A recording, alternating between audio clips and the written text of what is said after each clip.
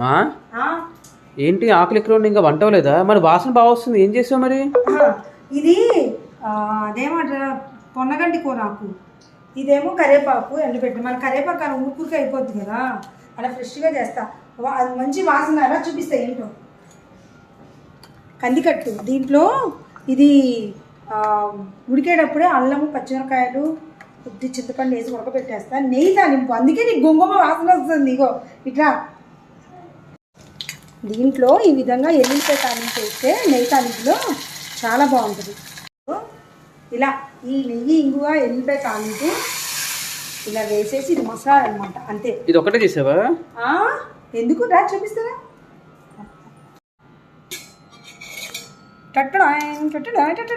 ఇదేంటి తెలుసా? వాక్కాయలు తెలుసా? వాక్కాయలు కారం. ఇదేమో బీరకాయ కూర. ఈ వాక్కాయల కూర చాలా బాగుంది. ఇవాళ ఇంతేనండి. బీరకాయ కూరలో కూడా నెయ్యి తాలింపు వేయండి, చాలా బాగుంది. నచ్చితే నచ్చింది.